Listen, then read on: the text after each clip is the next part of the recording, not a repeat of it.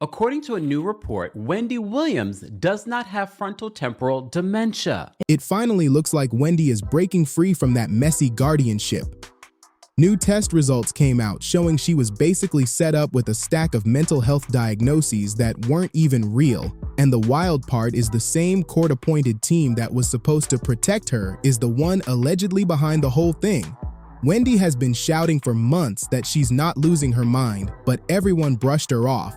Even Nicki Minaj tried to warn people and spill what was really going on with Wendy, and folks acted like she was exaggerating. Nicki only said something because she thinks she could be targeted next the same way, misdiagnosed and pushed into a conservatorship if she's not careful. But like always, people stay ignoring the warning signs until everything blows up. All this drama popped off a few days ago after TMZ revealed Wendy had gone through a bunch of neurological tests from a major unnamed neurologist in New York, and he said she never had the condition that kept her locked under guardianship for years. This woman was sent to multiple mental health facilities, lost her entire TV show, got isolated from her family, and was forced on heavy medication because of an illness she apparently didn't even have. That's straight up foul behavior, and according to what Wendy's been saying, none of this was an accident. She claims it was a calculated move tied to Wells Fargo, done so they could control her money however they wanted. They were the ones who started this whole situation when they pushed for a court-appointed guardian, claiming she couldn't manage her finances and was at risk.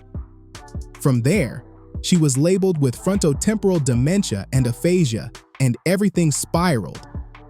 And here's where things get even shadier. Once her legal guardian, Sabrina Morrissey, stepped in, reports said Wendy was improving. So how does someone go from showing progress to suddenly having multiple serious illnesses right after a new guardian takes over?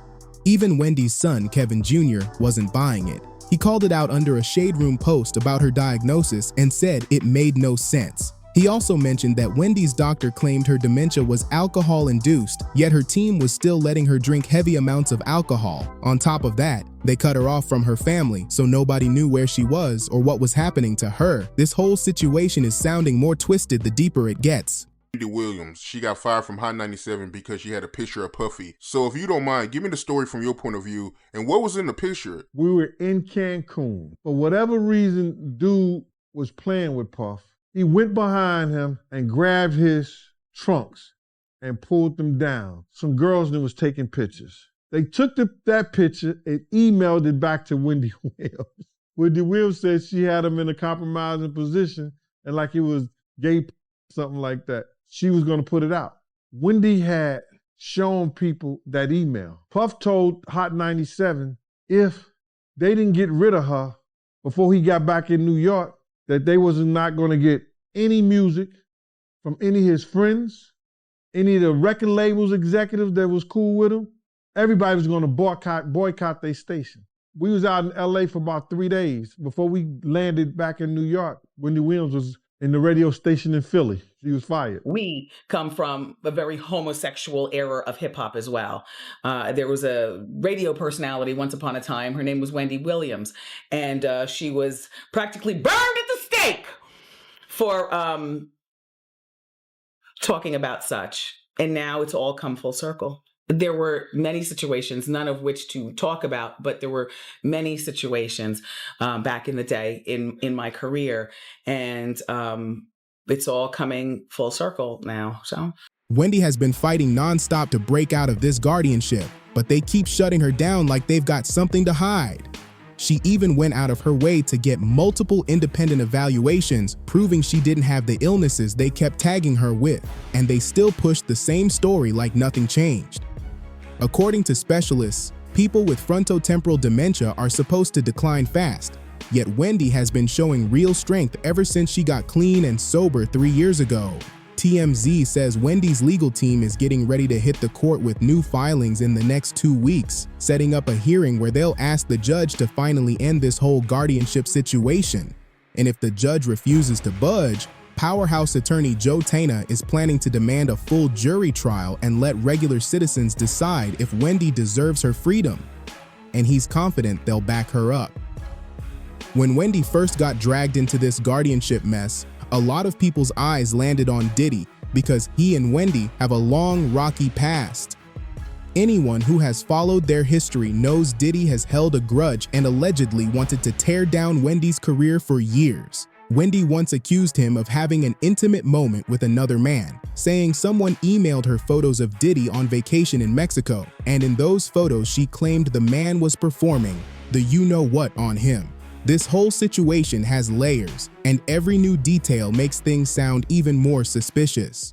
He ran out of the club so fast and got into the waiting SUV that it wasn't until he got into the truck that he realized that he left Jennifer behind, along with his bodyguard, Anthony Wolf. He just like ran, forget it. That's a true sign of the itch bag, by the way.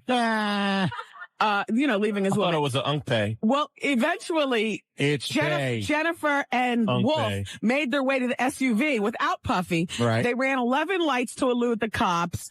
Supposedly it was Puffy, although people are saying they saw a female hand tossing the window. Uh-huh. And then when the cops stopped them, they found a second gun, of course, in the car. Right. All four of the occupants, the driver, the bodyguard, Puffy and Jennifer, were handcuffed and taken down to the precinct. And eventually, Puffy and his bodyguard, Wolf, were overheard talking about their plot to bribe the driver to take the rap for the... And Puffy was overheard saying, and I quote, because the prosecutor said this, "I can't go to jail. I'm Puff Daddy." He was arrested with a deadly weapon. And And let's not forget when Shine, who was 19 at the time, ended up taking the fall for that whole club situation involving Diddy. Wendy was one of the first people to say the whole setup looked off, and she pushed for a real investigation instead of everyone pretending it made sense. She kept saying the story didn't add up and even suggested that Diddy and J-Lo were keeping something quiet about what really went down. Wendy was also one of the only voices bold enough to call out the strange dynamic between Diddy and Cassie way before Cassie ever walked away from him. She saw red flags early and refused to stay silent, even when everyone else acted like nothing was wrong. Puffy wants Cassie back. Oh, it's been all over social media. Puffy posted a picture of Michael Jackson's song, Lady in My Life, and wrote, "If anyone sees Cassie this weekend, please tell her to listen to this song 100 times. I suggest don't use social media, though, to reach out. I think this was a grand overture from Puffy. I don't believe he really wants her back. I believe he probably treated her at some particular point like a possession, like a possession. And if you really care, then you'd reach out privately, not publicly." Y'all had bad blood for a while. Real bad. Real bad blood. The worst blood. The worst blood. You almost wanted to run you out of New York at one point, right? Well, not run, like push you out of New York at one point. He had you ran out. You give him full credit for that? Okay, cool. He had you ran out of New York. Things got so tense between them that people believe Diddy even tried to rattle Wendy by mentioning her teenage son during an interview. And the whole moment felt off. Wendy had invited him onto her show, and out of nowhere he brought her son into the conversation, which instantly made her tighten up because she could tell he wasn't saying it just to make small talk. A lot of folks watching felt like he was trying to send a message, basically telling her to back off his business without saying anything outright. It came across like one of those indirect warnings powerful people use when they want someone to stay quiet, and the timing of it made the whole moment even more unsettling. As the mother of a now 16-year-old. Who I met backstage, he did? He's a great young man. Oh, thank you. Yes. You represent a lot. When it comes to Nicki Minaj, people can say a lot about her, but calling her a liar just doesn't fit. And folks are finally starting to wake up to that. Because of Wendy and Diddy's long, messy history, everyone assumed Diddy was the only one pulling strings, but according to what Nicki's been saying lately, Jay-Z and Roc Nation had their hands in Wendy's situation too, and she claims they're trying to aim that same pressure at her. Just a few days ago, Nicki clashed with Charlemagne over an interview he did with Gucci Mane and Keishia, and right after that, she accused Roc Nation of using Charlemagne to push Wendy into that guardianship. She posted that Charlemagne, the fraud, is Jay-Z's friend and business associate using heart radio for these disgusting ploys against innocent families. He was around Wendy before her life went to hell. The buck stops here, baby bookmarked this tweet.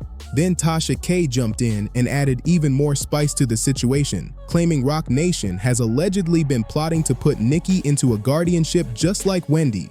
According to Tasha, the only thing stopping them is Nicki's husband, Kenneth Petty, because if she's married, even if someone tried to label her with made-up mental health issues, her money would legally funnel straight to her husband, not any outside guardian. And when you look at the pattern Tasha pointed out, you can't ignore how it lines up. Every celeb who ended up stuck in a conservatorship wasn't married at the time. Britney wasn't married when her conservatorship started, and Wendy was already divorced when Wells Fargo pushed for her guardian. If they had spouses legally tied to them, it would have been way harder to force them into a setup like that. This whole situation is starting to look like a pattern that runs deeper than people realized.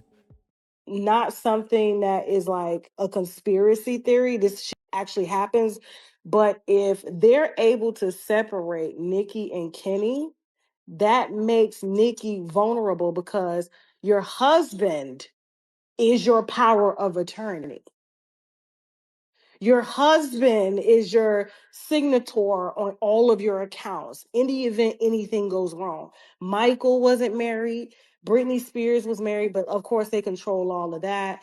And so the mere fact that all these narratives are out about Kenny stealing this to buy chains and buy that, that's not what it is. It's like, you know, they got doctors that are giving out these diagnoses saying that she's schizophrenic and bipolar and all of this stuff. And then Kenny's now here.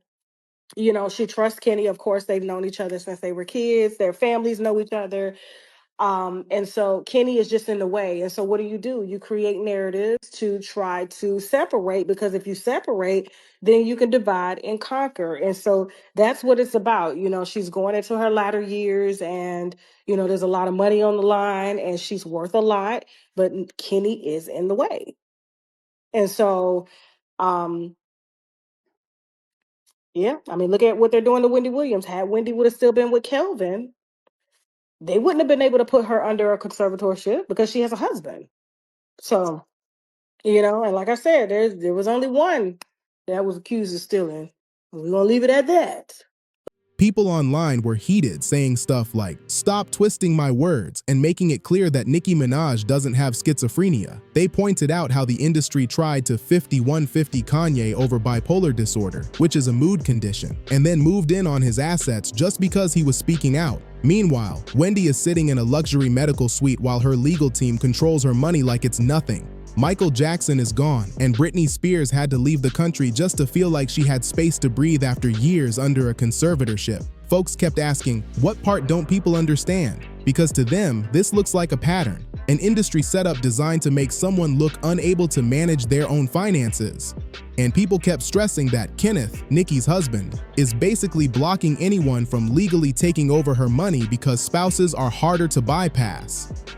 Some online personalities were also reminding everyone that the drama around Nicki supposedly kicked up right after she tweeted about the COVID vaccine, which sparked a whole new wave of speculation. And now, with Wendy's misdiagnosis being exposed, people are questioning whether this timing is really a coincidence like the industry wants us to believe. The rumor going around is that Wendy had to be placed under guardianship during Diddy's trial so she wouldn't testify about what she allegedly experienced around him.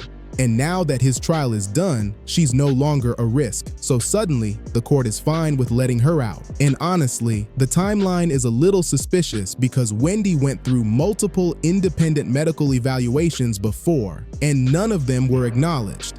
But right after Diddy's trial wrapped, another test got done, and that one was taken seriously. People are also pointing out how Nicki Minaj is being labeled unstable.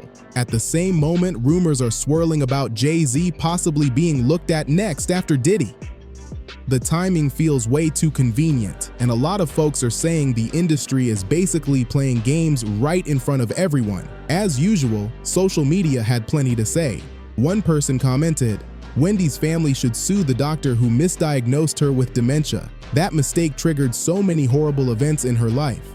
Another person added that they allegedly sold Wendy's condo, gave away her pet, and got rid of furniture, clothes, and all kinds of personal items worth thousands while she was stuck under guardianship. People also pointed out Wendy's own admissions about going to rehab in the past, but they still felt she deserved fairness and protection, not a setup. A lot of comments ended the same way. Bottom line, free Wendy. So now I'm curious, what's your take on all this? Does it feel like Wendy finally getting out of her guardianship was long overdue?